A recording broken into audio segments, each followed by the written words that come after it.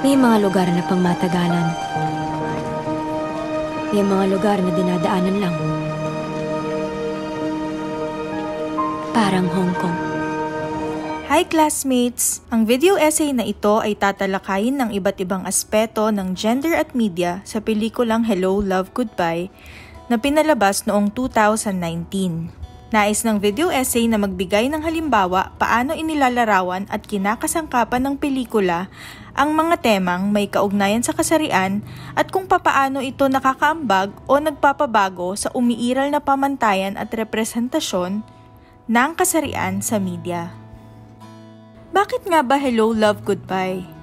Ayon sa Business World Online, ang Hello, Love, Goodbye ay ang highest-grossing Filipino film noong 2019. Ito'y nakaabot ng 880 million box office mark sa local and international cinemas. Ang pagiging highest-grossing nito ay karaniwang nangangahulugan ng pagsuporta ng maraming tao mula sa iba't ibang lugar, kasarian at pinanggalingang kultura. Dahil sa pagiging popular nito, may potensyal itong magkaroon ng epekto sa dominanteng kultura, tumawid sa pagiging forma ng entertainment at pumasok sa kolektibong kamalayan ng lipunan. Maaari rin itong magkaroon ng pangmatagalang epekto sa tradisyon, itinakdang papel ng lipunan sa ating mga kasarian, at kung papaano natin isinasabuhay ang kamalayang tinanggap natin mula sa panonood nito. Bago ko simulan ng video essay, gusto ko lang sabihin na ang iba't ibang forma ng media, isa na ang pelikula, ay malaki ang impluwensya sa paghubog at may kontribusyon sa tunguhin natin ng gender equality. Ang representasyon ng mga karakter sa mga pelikula ay nagtutulak sa mga manonood na questionin ang kanilang mga identidad, pwesto at angking kapangyarihan sa ginagalawan nating mundo. Ang pagsusuri ng media ay maaaring tumaliwas sa mga paniniwala o di kaya naman ay magpatibay pa ng umiiral ng diskriminasyon at atrasadong posisyon ng babae sa lipunan.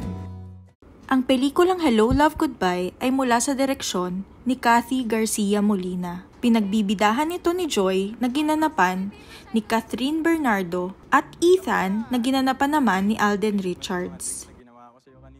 Una, nais kong ipakilala ang mga karakter at bigyang representasyon ang kanilang mga kasarian. Bawat segundo may halaga. Bawal sayangin. Good morning, Hong Kong!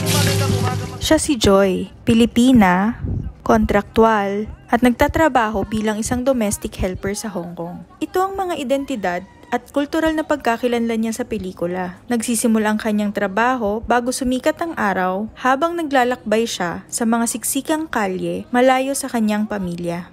Higit pa sa kanyang mga responsibilidad bilang isang domestic helper, tuwing linggo ay matatagpuan siya kasama ang mga kaibigan at iba pang domestic helper sa sentral. Sila'y nakaupo sa karton, nagbebenta ng mga power bank, kanya-kanyang gawa ng racket para makadagdag sa kita, kahit nalabag ito sa kanilang mga kontrata. Nais ni Joy na pumunta sa Canada, kung saan maaari niyang ipagpatuloy ang kanyang pagiging nurse. Nais niya ng mas maayos na buhay at oportunidad sa kasalukuyan niyang kinalalagyan. Ma, huwag mo lang ipagtanggol! Isa ring babaeng karakter si Lita, ang nanay ni Joy na nakatira rin sa Hong Kong. Dati siyang domestic helper, ngunit nagbago ang estado sa buhay nung sinunod niya ang payo ng kanyang asawa sa Pilipinas na magsimula ng bagong relasyon sa amo niyang Chinese. Makakatulong daw ito upang magkaroon ng maginhawang buhay at matulungan silang buong pamilya na makapunta sa Hong Kong. Natutunan ng mahalin ni Lita ang Chinese na kinakasama, ngunit hinaharap din niya ang pisikal na pananakit nito. Sa kabila ng paulit-ulit na pananakit, ay hindi niya pa rin ito maiwanan. Paano si Papa? Ayun, oh, ay, right! Only handsome! Virgin pa yan. Eh, di mas okay? Sina Mary, Sally at Gina ang gumaganap ng mga kaibigan ni Joy sa Hong Kong. Tulad din niya, sila rin ay mga domestic helper. Ipinakita ng tatlo niyang kaibigan ang iba't ibang karanasan ng DH sa Hong Kong. Isa na rito ang matinding pagka-homesick sa pamilya sa Pilipinas. Isa rin ang DH na pinapauwi na ng asawa. At ang mga DH na nag-iisip na pumasok sa sex work upang magkaroon ng dagdag kita. Ma'am, may sector fan na. Maliit man ang papel ng amo ni Joy sa pelikula at magkapareho sila ng kasarian, magkaibang magkaiba naman ang kanilang mga karanasan. Ang pagiging domestic helper bilang isang uri ng trabaho ay may malalim na ugnayan sa kasarian at kultura. First of all, ano ba ibig sabihin ng DH? Ano ba yan? Domestic helper. Sabi nga ni Sir Roland Tolentino, sa Domesticity, Female Work and Representation in Contemporary Women's Films, ang Pilipinas daw ang ikatlong exporter ng manggagawa sa ibang bansa, at ang female labor ang pangunahin nating ina-export. Ang Filipina nga daw ay dikit na dikit sa imahe ng domestic worker sa mga pinagsisilbihan nating bansa, at ang ibig sabihin ng Filipina sa Hong Kong ay maid. Ang choice, para lang sa may pera. Bagamat nakahanap na ang mga kababaihan ng oportunidad upang makapag-ambag sa pangailangan ng kanilang pamilya, ang domestic work pa rin ang nananatiling dikit sa pagkababae at inaasahang gawain na gagampanan nito. Dagdag pa dito, ang pagiging nurse din sa Canada ang isa sa layunin ni Joy kung bakit siya nag-iipon, maliban sa pagtulong nito sa pamilya. Ang ganitong uri ng mga trabaho ang nagpapanatili sa ideya na ang gawaing bahay at pangangalaga ay eksklusibo lamang na ginagawa ng mga babae. Ang domestic work ay madalas na hindi nabibigyan ng sapat na pagkilala at pagpapahalaga dahil itinuturing itong bahagi ng identidad ng iisang kasarian. Nagbigay daan din ng domestic work sa kapitalismo upang gamitin ang ideya ng outsourcing at mababang pasahod.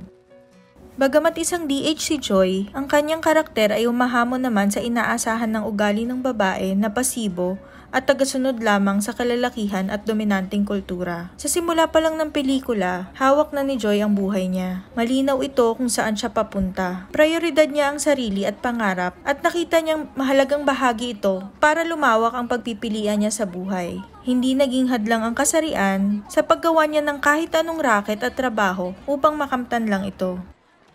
Gusto kong maramdaman na kontrolado ko pa rin yung buhay ko. Sa dulo ng pelikula kung saan sinubukan siyang pigilan ni Ethan, ang karakter ni Joy ay pumili ng desisyon na magdudulot sa kanya ng tunay na kaligayahan at pag-unlad sa sarili.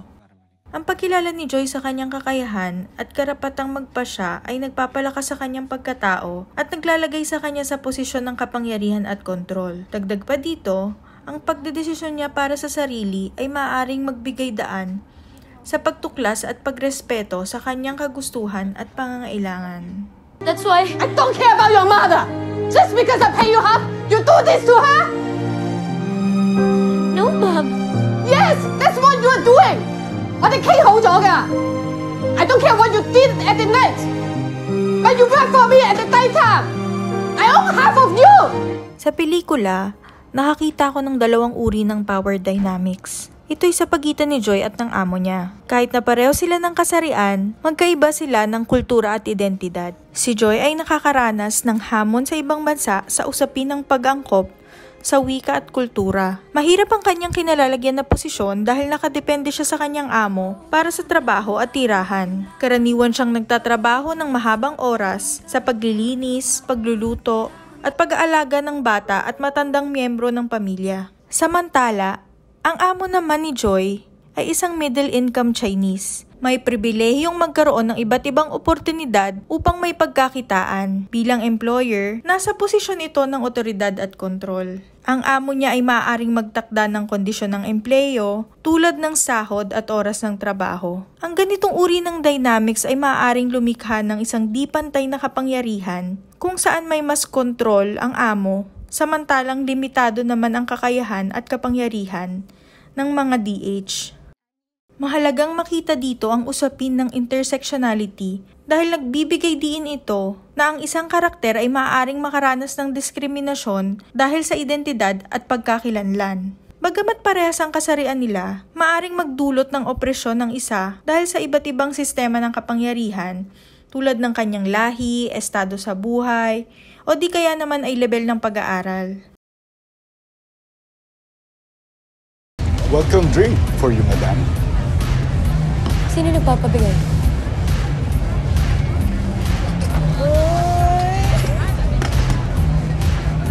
Welcome drink daw for coming into his life. Ang isa pang litaw na power dynamics ay sa pagitan ni Ethan at ni Joy. Si Ethan ay isang bartender sa Hong Kong at love interest ni Joy. Mukhang na-stuck kayo ah. Okay lang, stock room naman to. Thank you.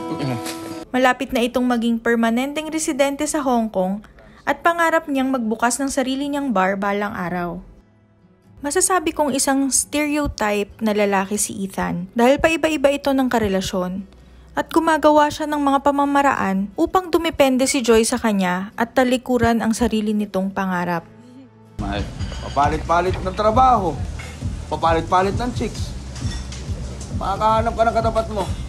Sa usapin ng ekonomikong kapangyarihan, ang trabaho at estado ni Joy sa Hong Kong ang naglagay sa kanya sa mas mababang posisyon kumpara kay Ethan. Bagamat hindi mayaman si Ethan, hindi niya kinakaharap ang mga ekonomikong problema na nararanasan ni Joy. Ang posisyon ni Ethan ang nagbibigay sa kanya ng mas malayang kapangyarihan sa pagdedesisyon sa kanyang buhay.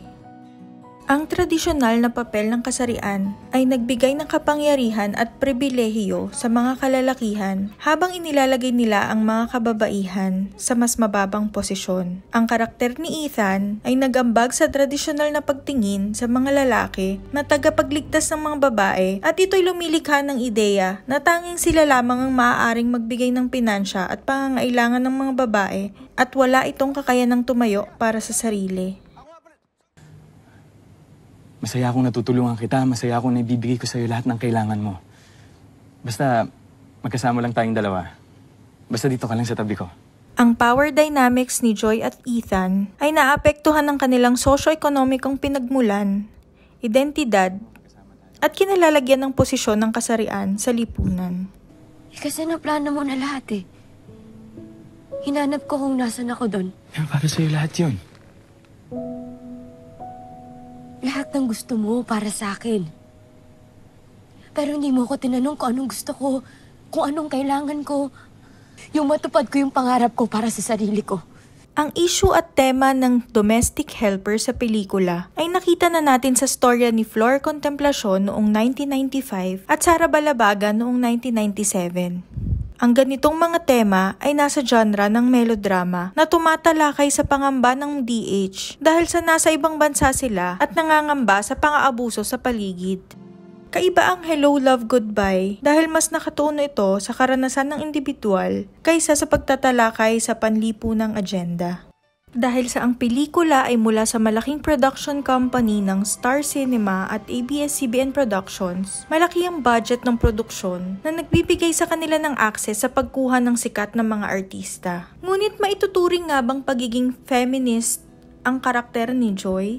Para sa akin, kahit na mula ito sa mainstream media, may pagtatangka itong tumaliwas sa mga stereotypes at nakasanayan ng papel ng babae at DH sa pelikula. Nagpakita ang kanyang karakter ng ibang perspektiba sa pamamagitan ng hindi niya pagiging sunod-sunuran sa mga nakapaligid na karakter at may pagtatangka itong itaguyod ang sarili. Ipinakita ng pelikula ang mga isyong kinakaharap ng mga kababaihang DH kaugnay sa kanilang uri at propesyon. Pinilit ng pelikula na ipakita ang ibang perspektiba ng realidad ng kababaihan, kung saan may sarili itong boses. Gayunpaman, sa dulo ng pelikula, napunta pa rin si Joy sa isang stereotypical na trabahong pangbabae na maaaring magbigay ng mensahe sa mga manonood ng limitadong tanaw sa potensyal ng mga kababaihan.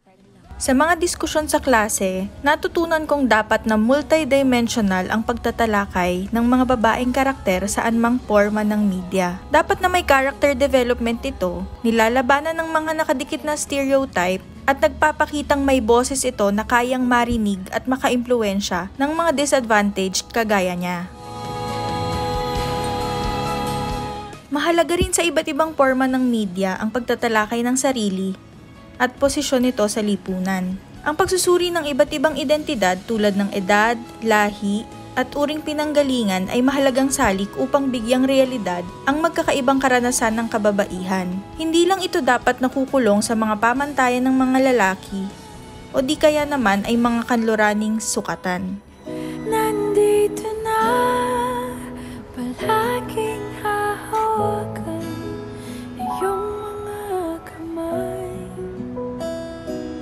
mula noon hanggang ngayon, ikaw at ako ay